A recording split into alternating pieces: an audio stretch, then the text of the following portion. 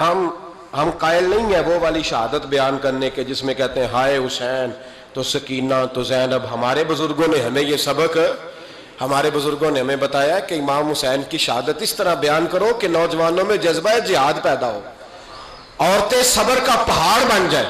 اس طرح شہادت ہم وہ والی. لیکن ایک بات ضرور ذہن میں رکھیں، یہ جو لوگ کہتے ہیں نا بڑے مظلوم تھے پانی نہیں آ سکا، میرے سے حوالہ دیکھے جس نے دیکھنا ہے، میرے سے حوالہ دیکھے. میرے سے حضرت امام حسین میدان کربلا میں تھے تو تھوڑی سی جگہ کھود کے نا امام حسین نے تو خندق کھودی. خندق کھودنا عرب کا رواج تھا، مدینے میں بھی خندق کھودی گئی، اس کا نام ہی جنگ خندق. تو خندق کھود کے نا آگ جلائی جاتی تھی، یہ حفاظت کا ایک ذریعہ تھا تاکہ دشمن نہ آئے. تو امام حسین نے اپنے خیمے کے سامنے خندق کھود کے اس میں آگ جلائی تاکہ پردہ رہے، عورتوں کے پاس کوئی دشمن نہ آئے. تو ایک شخص سامنے کھڑا ہو کے کہنے لگا حسین تو نے دنیا میں ہی آگ جلا لی ہے.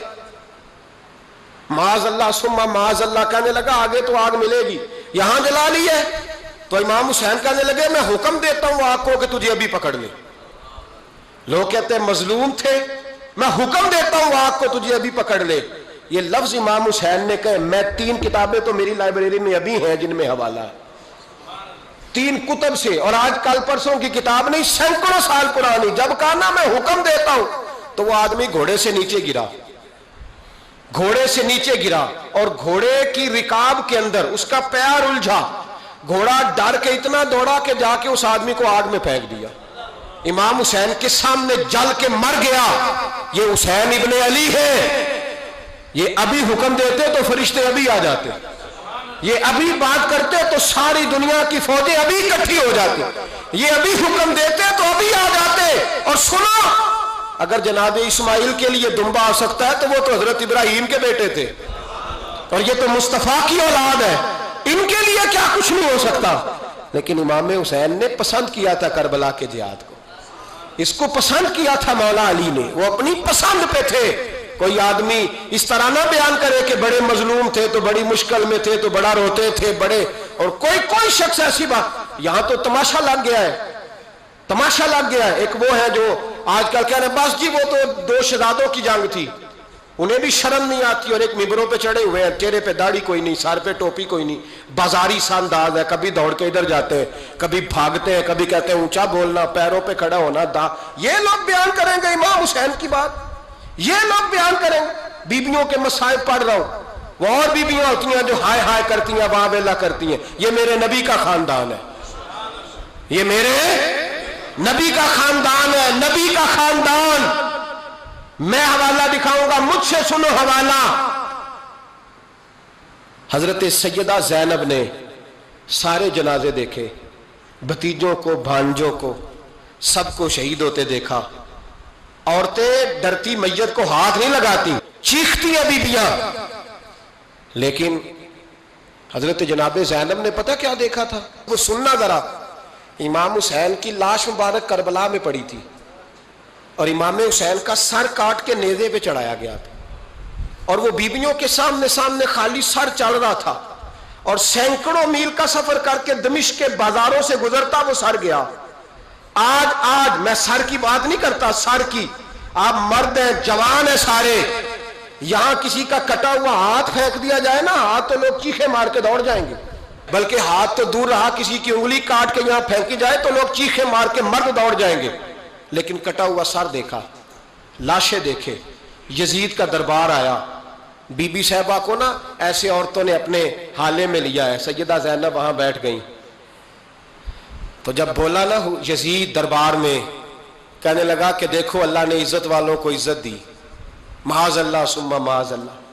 اور میرے مخالفین کا کیا حشر ہوا جب اس نے دیکھے نا، ایک آدمی مجبور ہے، مقہور ہے، اتنا لمبا سفر ہے، غربت ہے، پیاس ہے، بیماری ہے. کیا انداز ہے جب اس عالم میں یزید کے دربار میں اس نے گستاخی کی امام حسین کی.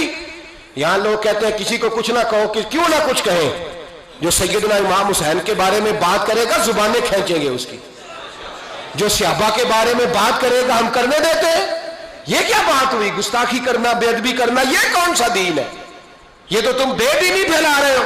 سنو، جب اس نے بے ادبی کی تو سیدہ زینب چپ نہیں رہی، بلکہ حضرت زینب بولی اور کھڑی ہوئی اور آپ نے تلاوت کی قرآن مجید کی اور آیتیں پڑھی، کہنے لگی وَتُعِزُّ مَن تَشَاءُ وَتُذِلُّ مَن تَشَاءُ بِیَدِکَ الْخَیْرُ، اور آپ فرمانے لگی یزید تو کہتا ہے تیرے مخالفین پسپا ہو گئے، تجھے عزت ملی۔ آپ فرمانے لگے یہ تیرا دربار ہے نا، یہ تیرا سجا ہوا ہے نا، تیرا اس وقت ڈنڈا چلتا ہے نا۔ فرمانے لگی چند سال ٹھہر جا، تیرے اوپر لوگ لعنتیں برسائیں گے، اور فرمایا جب جمعے پڑھے جائیں گے تو لوگ میرے حسین کے نام کے خطبے پڑھیں گے۔ فرمایا آج یہ تیرا دربار ہے نا۔ حضرت نعمان بن بشیر صحابی رسول تھے، وہ کہتے ہیں میرے قریب ایک نابینا صحابی بیٹھا تھا، سنو سنو حوالہ میں دکھاؤں گا۔ کہنے لگے میرے قریب اس وقت یزید کے دربار میں ایک نابینا صحابی بیٹھے تھے، جب بی بی زینب نے یہ بات کی نا تو وہ نابینا صحابی میرا ہاتھ پکڑ کے کہنے لگے نعمان علی آ گئے ہیں، یہ تو علی کی آواز ہے، علی آ گئے۔ جبریل امی بول رہے ہوں جیسے، حکمت کے گوہر رول رہے ہوں جیسے، دربار دمشق میں وہ زینب کا خطاب منبر پہ علی بول رہے ہوں جیسے۔ کہنے لگے علی آ گئے، علی، یہ تو علی کی آواز ہے۔ جناب نعمان بن بشیر کہنے لگے نہیں، علی جب بولتے تھے تو بڑا رنگ ہوتا تھا، ابھی تو زینب کھل کے بول ہی نہیں رہی، ابھی تو زینب ستائی ہوئی ہے، ابھی تو زینب زخم کھا کے آئی ہے، ابھی تو زینب پیاسی ہے۔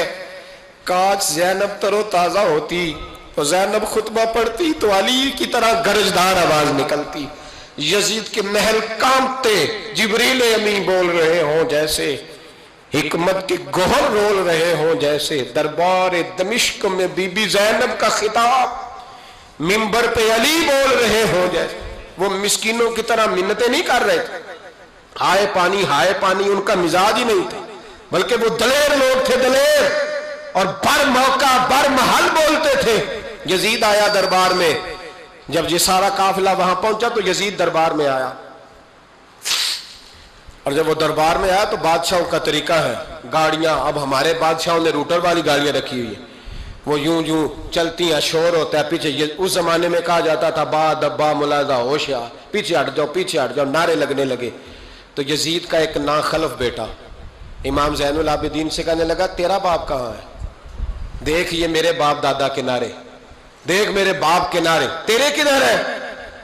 ابھی یہ بات شروع اس نے کی تھی کہ دمشق کی جامع مسجد میں زور کی اذان ہو گئی، اور جب مؤذن نے کہا نا اشہد ان محمد رسول اللہ، تو امام زین العابدین اس کا ہاتھ پکڑ کے کہنے لگے یہ میرے نانا کے نعرے لگ رہے ہیں، اگر تیرا ہے تو بتا، یہ میرے نانا کے نعرے ہیں۔ اور فرمایا تیرے باپ کے 2-2.5 سال لگیں گے، میرے نانے کے قیامت کے بعد بھی لگیں گے، میرے نانے کے نعرے قیامت کے یہ لگتے رہیں گے، لگ رہے ہیں اور لگتے تھے اور لگتے رہیں گے۔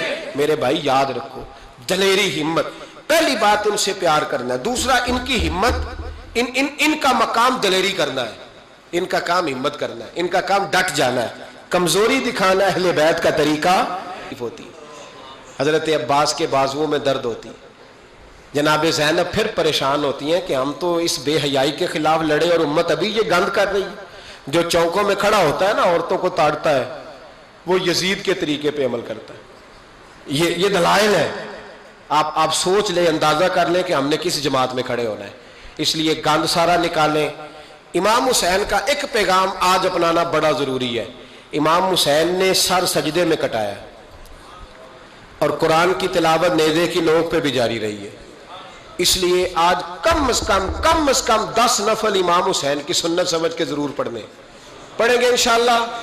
جنہوں نے روزہ رکھا ہے بڑا اچھا کیا ہے، چلو جو نہیں رکھ سکے پھر بھی نفلی ہے، کوئی فرض نہیں، کم از کم 3 دفعہ سورت یاسین کی تلاوت آج ضروری ہے امام حسین کے لیے، کریں گے انشاءاللہ تعالی۔ اگر وہ نیزے کی نوک پہ پڑھ سکتے ہیں تو آپ ان کی خاطر بھی تو پڑھ ہی سکتے ہیں نا۔ تو بہت ضروری کام آج نفل پڑھنا ہے، اور بہت ضروری کام آج قرآن پاک کی تلاوت کرنا، کریں گے انشاءاللہ تعالی۔